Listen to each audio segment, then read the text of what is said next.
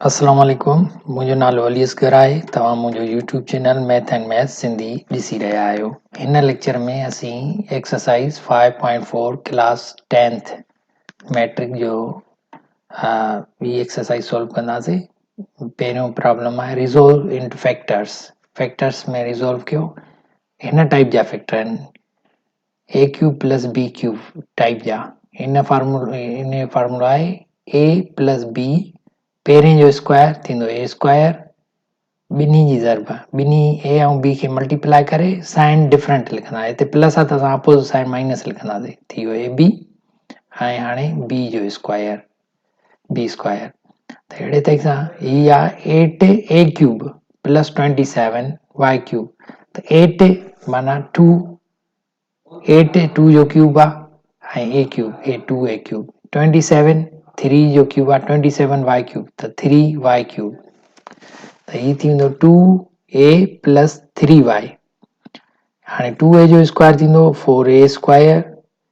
हिन ॿिन्ही ज़रब कंदासीं त थी वेंदो बिट खां 6 ay। हाणे हिन जो स्क्वायर कंदासीं 3y स्क्वायर जो थींदो 9y स्क्वायर। हीअ थी वियो आंसर।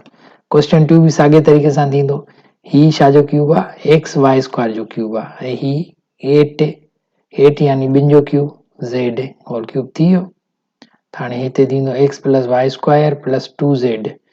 हिन जो स्क्वायर थींदो एक्स स्क्वायर वाई फोर्थ ऐं हिन जो स्क्वायर थी वेंदो 4z स्क्वायर। ॿिन्ही ज़रब कयूं। हाणे ॿिन्ही ज़रब थींदी 2x y square z, 2x y square z, पर निशान डिफरेंट लिखंदासीं।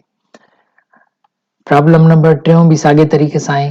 हे आहे एक्स स्क्वायर जो क्यूब ऐं ही 4 जो क्यूब आहे। इहो बि साॻे तरीक़े सां थी वेंदो। प्रॉब्लम नंबर 4 में बि साॻो ई आहे, बसि हिते रुगो 2 कॉमन कढणो आहे, बाक़ी सॼो साॻो प्रोसेस आहे। प्रॉब्लम नंबर 5 में टी स्क्वायर कॉमन निकिरंदो। हिते टी स्क्वायर कॉमन निकिरंदो, पोइ सॼो प्रॉब्लम ही साॻो थी वेंदो। साॻी तरीक़े सां हिनखे बि सॉल्व करणो आहे। प्रॉब्लम नंबर 6 में हिते एक्स वाई ऐं अपान 3 ॿिन्ही में कॉमन आहे। एक्स वाई अपान 3 कॉमन कढंदासीं त हिते थींदो एक्स क्यूब ऐं हेॾां बाक़ी थींदो वाई क्यूब अपान 27। हितां कॉमन कढियोसीं, एक्स बि कॉमन कढियोसीं, वाई बि कॉमन कढियोसीं ऐं 3 बि कॉमन कढियोसीं त थींदो एक्स क्यूब। हेॾां एक्स वाई कॉमन कढियोसीं त वाई क्यूब थींदो अपान 27 थी वेंदो। बाक़ी सॼो तरीक़ो साॻियो आहे, इहो रुगो कॉमन खां अलावा ॿियो सॼो तरीक़ो साॻियो आहे। इहो सॉल्व थी वियो। अॻिते क्वेश्चन नंबर 2 में फाइंड द फैक्टर्स। हिन में माइनस वारो फार्मूलो लॻंदो। Find the factors of the following x cube minus 64 y cube, यानी a cube minus b cube वारो फार्मूलो। ए क्यूब माइनस बी वारो बि साॻियो ई फार्मूलो आहे, सिर्फ़ु हिते माइनस आहे त प्रोडक्ट हिननि जी प्लस थी वेंदी, बाक़ी सॼो साॻियो आहे। ए माइनस बी ए स्क्वायर, ॿिन्ही जी ज़रब ए ऐं बी जी ज़रब करे साइन असीं मटाईंदासीं, माइनस आहे त प्लस लिखंदासीं। हाणे बी जो स्क्वायर, हिनखे सॉल्व करण लाइ ही एक्स क्यूब आहे, एक्स जो क्यूब आहे ऐं ही 64 माना चइनि जो क्यूब 4 जो क्यूब आहे, तंहिंजे करे ही थींदो एक्स क्यूब ऐं 64 वाई क्यूब आहे त इहो थींदो 4 वाई क्यूब।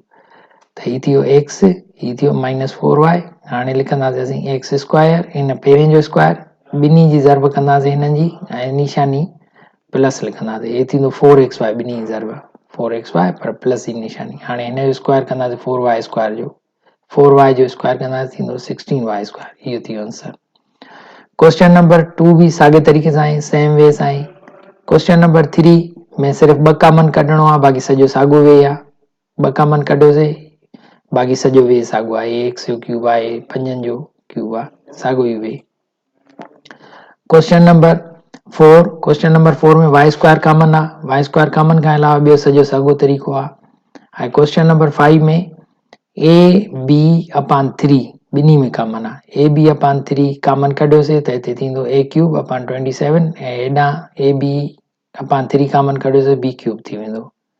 ऐं हे बि ही साॻे तरीक़े सां हाणे थी वियो ए क्यूब अपान 27 माइनस बी क्यूब। त हिन जा असीं साॻे तरीक़े सां इहो सॉल्व थींदो ए अपान 3 होल क्यूब माइनस बी अपान 3 क्यूब बी क्यूब। त हिन जो स्क्वायर थींदो ए स्क्वायर अपान 9, ॿिन्ही ज़रब कंदासीं ए बी अपान 3, हिन बी जो स्क्वायर कंदासीं त बी 4 ॾियूं। उमीद थो कयां तव्हांखे हीउ लेक्चर पसंदि आयो हूंदो। दोस्तनि में बि शेयर ज़रूरु